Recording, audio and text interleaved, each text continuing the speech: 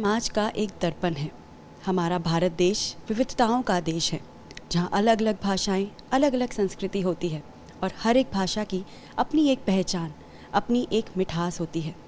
पिछले कई वर्षों से साहित्य अकादमी अलग अलग भाषाओं के लेखकों और कवियों को उनकी उत्कृष्ट रचनाओं के लिए पुरस्कृत करता आ रहा है।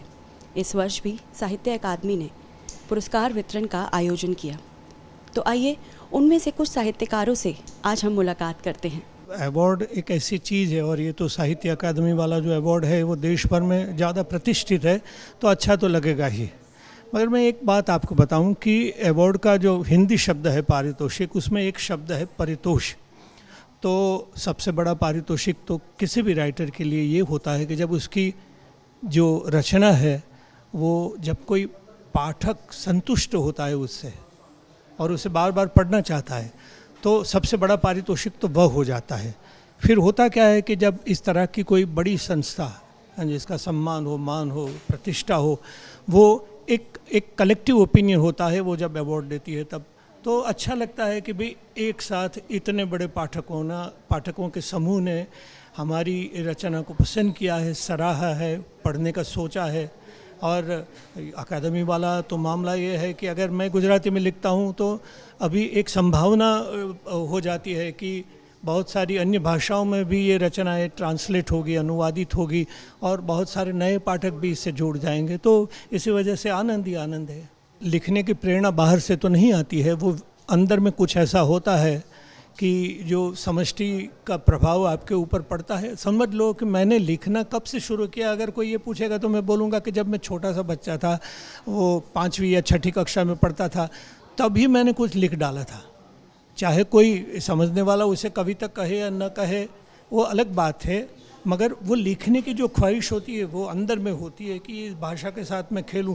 जिस तरह से बच्चा कागज़ और पेन के साथ, कागज़ और कलर के साथ खेलता है, उसी तरह से उसे भी भाषा के साथ खेलने का मन होता है।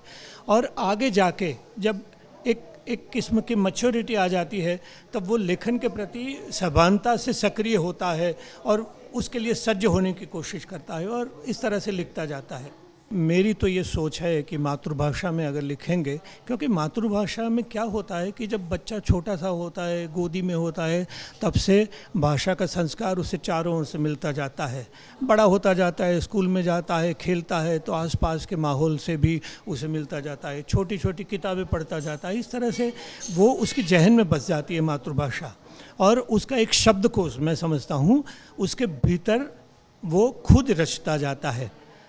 जब आप किसी और लैंग्वेज में लिखने की कोशिश करते हैं तब ये लाभ आपको नहीं होता है, क्योंकि ये आप नए सिरे से कुछ शब्दकोश अपने जहन में बनाते जाते हैं और लिखते जाते हैं। मेरा ये कहना नहीं है कि अगर कोई अंग्रेजी में लिखेगा और मातृभाषा उसकी नहीं है अंग्रेजी, तो वो ठीक नहीं लिख पाएगा, मगर ज़्यादातर किस्से ऐसे होंगे कि वो अगर मातृभाषा में लिखेगा तो वो बढ़िया लिख पाएगा। और मैं भी समझता हूँ कि मातृभाषाओं का जिंदा रहना बहुत ज़रूरी है।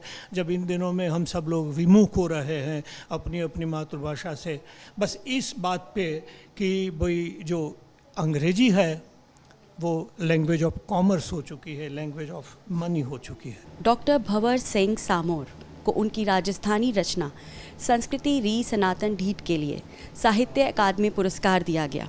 आइए उनसे मिलते हैं और जानते हैं कि उन्हें उनकी इस रचना की प्रेरणा कहाँ से मिली। साहित्य अकादमी का अवार्ड मिलना अपने आप में एक बहुत बड़ी बात है। और अवार्ड होते हैं ना, उनका तो एक उतना महत्व नहीं है। ये प्रतिष्ठित है, मतलब देश का सर्वोच्च सम्मान है साहित्यकार के लिए। राजस्थानी साहित्य बहुत रिच है, 1000 वर्ष से लिखा जा रहा है, तो वो सारा जैसे परंपरागत रूप से हम सुनते पढ़ते आए, तो विद्यार्थी काल से ही रुझान हो गया था इधर। मैं भी आपको सही बताऊं कि इस लेवल पर इसलिए पहुंचा कि हाईलाइट हुआ मुझे मतलब पूरे देश में राजस्थानी की जो संस्कृति है उस पर बोलने के लिए बुलाते हैं लोग। जहाँ हवाई जहाज़ उपलब्ध है वहाँ हवाई जहाज़ में जाता हूँ, और बाकी जैसे दूसरे साधनों से तो मैं पूरे देश में घूमा हूँ। वो अपनी जड़ों से जुड़े, आज जड़ों से कट गए ना, इसलिए व्यक्तित्वहीन हो गए सारे। आज देश में जो व्यक्तित्वहीन है लोग, उसका मूल कारण क्या है कि अब अपनी जड़ों से कट गए। अपने साहित्य से कट गए। साहित्य है वो आदमी को व्यक्तित्ववान बनाता है और संवेदनशील बनाता है, तो वो संवेदना ख़त्म होती जा रही है। इसलिए जो भी युवा शक्ति है उसको ज़्यादा से ज़्यादा मतलब अपनी जड़ों से जुड़ना चाहिए। जड़ से जुड़ना का मतलब अपनी संस्कृति से, अपनी भाषा से, अपने साहित्य से। कोई कियाई हर कोई कियाई पण हैं सगड़ा इयाई, बाकी बात बियाँ की बियाई जियाँ पहली ही जियाँ की जियाई, आखिया बात इयाँ की इयाई जियाँ अब है जियाँ की जियाई, कोई कियाई हर कोई कियाई पण हैं सगड़ा इयाई। जैसे बदलाव की बात करते हैं सारे ही, आज जैसे बोले पूरे देश में क्रांति की बदलाव, उस पर देखिए कि जैसे छोटा सा सटायर है। कई लोग कहे हैं कि बदलाव महिला श्या, कई लोग कहे हैं कि बदलाव महिला श्या, और कई लोग आई कहे हैं कि नहीं बदलाव महिला श्या। कई हकवादी कहे हैं कि बदलाव महिला श्या, और कई बकवादी कहे हैं कि नहीं बदलाव महिला श्या, और कई लठवादी कहे हैं कि नहीं असली बदलाव तो महिला श्या। मेष जके नहीं बदलाव लाउण ने आगे कर दियो, बोई सागी बदल कहने लाग गयो कि मैं तो पहली थाने खास्या और पछे बदलाव ल्यास्या। डॉक्टर जेठो लालवाणी को सिंधी भाषा में उनकी नाट्य प्रस्तुति जिहाद के लिए साहित्य अकादमी से पुरस्कृत किया गया। आइए उनसे मिलते हैं और जानते हैं कि उन्हें ये पुरस्कार पाकर कैसा लग रहा है, और साथ ही साथ आज की इंटरनेट और सोशल मीडिया की इस युग में किताबों की अहमियत को वो किस तरह से देखते हैं। मेरी मातृभाषा सिंधी है। सिंधी के साथ मैं गुजराती और हिंदी और अंग्रेज़ी में भी लिखता हूँ। मेरा जो विशेष विषय है वो लोक साहित्य है, कहानियाँ हैं, आलेख हैं और नाटक हैं। क्योंकि मैं स्वयं एक कलाकार हूँ, हिदायतकार हूँ, निर्देशक हूँ, नाटक लिखता हूँ, नाटक प्रोड्यूस भी करता हूँ। मेरी जो लिखने की प्रेरणा जो मुझे मिली वो स्कूल जीवन से ही मिली, मगर जो संस्कार मिले वो संस्कार मेरे के अपने घर से मिले। क्योंकि मेरे पिताजी को लिखने का, पढ़ने का बहुत शौक़ था। सिंधी के 3 सर्वश्रेष्ठ क्लासिकल कवि हो चुके हैं, शाह, सचल, सामी। मेरे पिताजी शाह जी को, जिसका जो शाह का रिसालो सूफीज़म का कोई जो श्रेष्ठतम पुस्तक छपा हुआ है, उनके कलामों का वाचन करते थे, गुनगुनाते थे। मैं छोटा होता तो देखता था कि वो गुनगुना तो रहे हैं, साथ में उनके आँखों में पानी भी आ जाता था। मैं छोटा था तो सोचता था कि पिताजी गाते हैं, गुनगुनाते हैं, तो फिर रोते क्यों हैं। पिताजी से तो पूछने की इतनी हिम्मत नहीं हो पा रही थी। माताजी से पूछा, माताजी ने कहा कि हम सिंध छोड़ के आए हैं। ये जो स्वतंत्रता के बाद हमारी जन्मभूमि हम छोड़ के आए हैं, उनको याद करते हुए और ये शाह को गुनगुनाते हुए, क्योंकि उनको शाह का से प्रति बहुत लगाव था। जब उनको गुनगुनाते हैं, उनको सुनते हैं, तो अपनी मातृभूमि का दर्द, जो पीड़ा छोड़ने का है, और वो उनको याद आ जाता है, इसलिए आँखों में उनका पानी आ जाता है। तो यहीं से मेरे को एक प्रेरणा मिली। मुझे बताते ये खुशी हो रही है कि गुजराती और हिंदी में भी मैंने नाटक लिखे हैं, और गुजरात नाटक संगीत अकादमी की तरफ से मेरे को नाटक का पुरस्कार भी मिला है। मेरे जो पुस्तक का नाम है जिहाद। जिहाद का मतलब होता है संघर्ष। संघर्ष पॉजिटिव भी होता है, नेगेटिव भी होता है, मगर जो जिहाद मेरी जो पुस्तक है उसमें 9 एकांकियाँ उसमें समावेश हैं। 9 एकांकियों में से 7 जो एकांकी हैं, 9 एकांक हैं, वो हम कहते हैं कि नारी को समानता के भाव मिले हैं, कानून भी समानता का है, अधिकार भी मिला हुआ है, मगर प्रैक्टिकल में, अनुभव में हम देखते हैं तो नारी के अंदर, घर में, बाहर समाज में, जहाँ नौकरी करती हैं वहाँ कितना अराजकता है, तनाव है, पीड़ा है, गर्भ में ही नारियों को जलाया जाता है, लेन देन के बाद पे उन्हें जलाया जाता है, गर्भ में ही बेटी बचाओ का हम नारा तो लगाते ही हैं, बेटी बचाओ बेटी पढ़ाओ, मगर फिर भी ऐसे बहुत सी समाज के हैं जहाँ पीड़ा में ही, तो जब किसी ममता, कोई भी माँ नहीं बनाती चाहती कि मेरे बच्चे का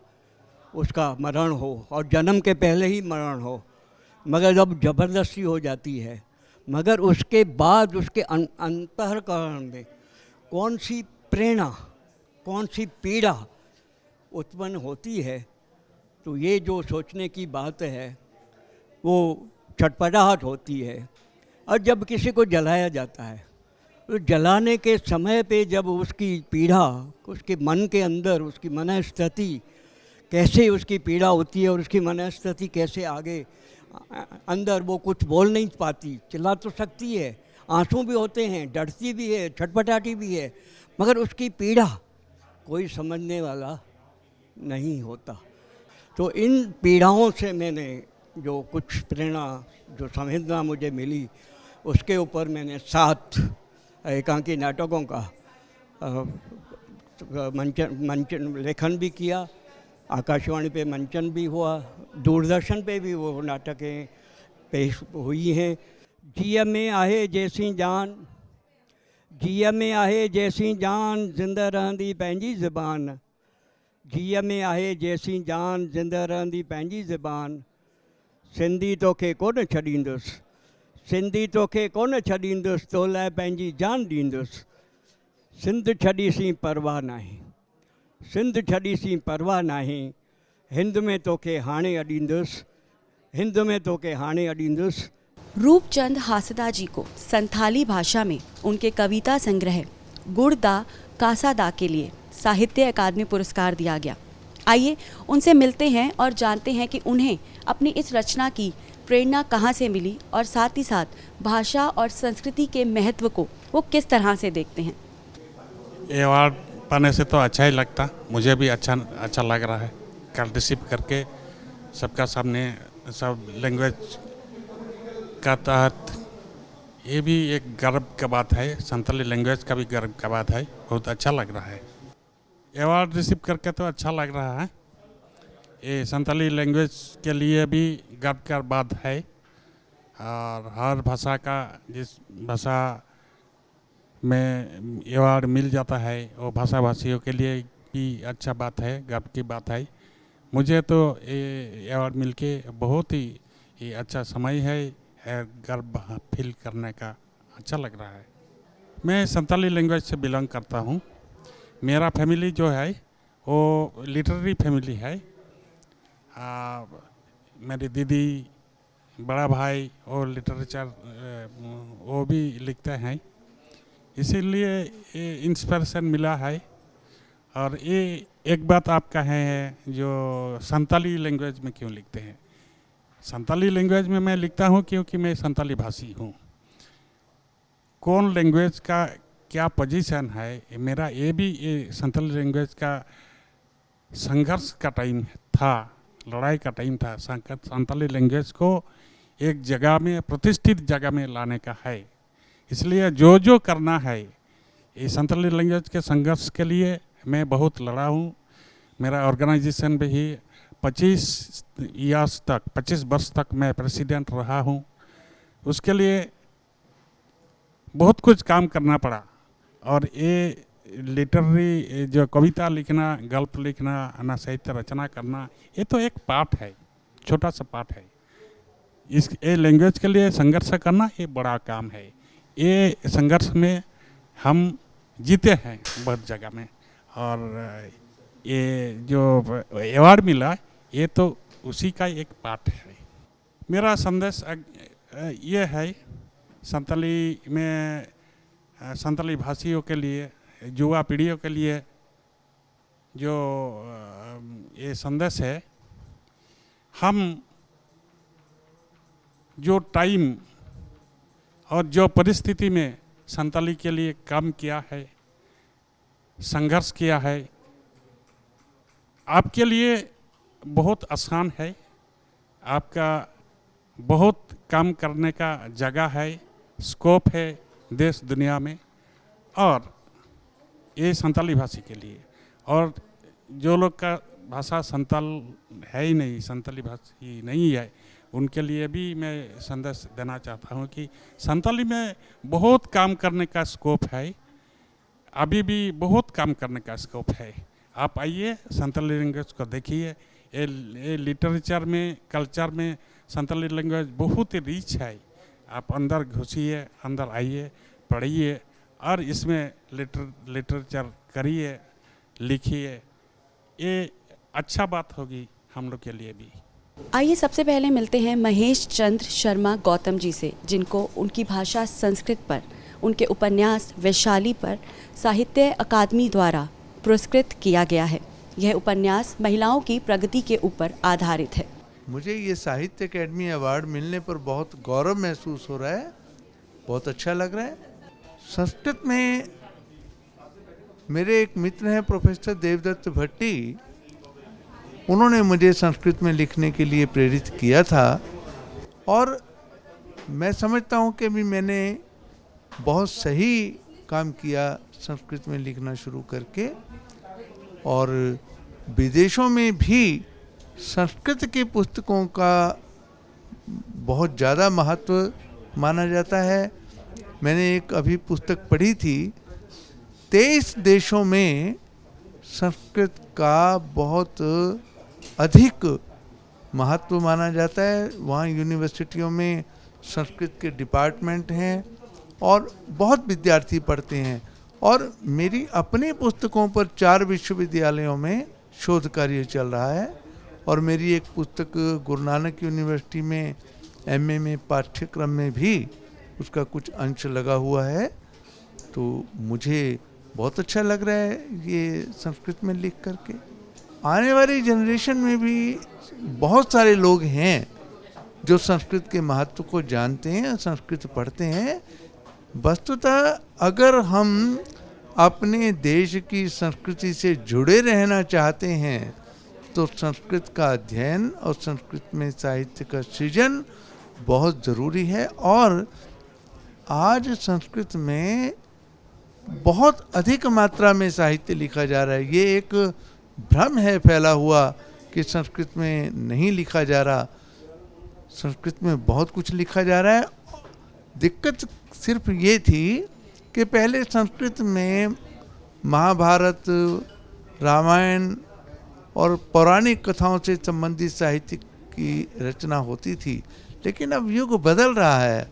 मैंने 5 उपन्यास लिखे हैं, उनमें एक भी उपन्यास ऐसा नहीं है जो वर्तमान परिवेश की समस्याओं से जुड़ा हुआ ना हो। इसलिए संस्कृत को अगर हम लोगों में पहुंचाना चाहते हैं तो वर्तमान युग की समस्याओं से जुड़ करके संस्कृत में लिखा जाना चाहिए। ये बहुत ज़रूरी है और मैंने ये किया है और मेरे उपन्यास बहुत कामयाब हैं। नीरजा सुनयना सुप्रभातं प्रतीक्षते वैशाली एते सन्ति मम उपन्यासाः। सर्वेषु उपन्यासेषु वर्तमान समाजस्य समस्याः अधिकृत्य मया लिखितम्। साहित्यिक पुरस्कार एक उच्च स्तरीय सम्मान है जो कि प्रमुख और प्रादेशिक भाषाओं के साहित्यकारों को उनकी उत्कृष्ट रचनाओं के लिए दिया जाता है। हमें उम्मीद है कि इन पुरस्कारों के ज़रिए हमारे साहित्यकारों का मनोबल तो बढ़ेगा ही, साथ ही साथ भाषा के प्रचार प्रसार में उनका योगदान अनवरत जारी रहेगा।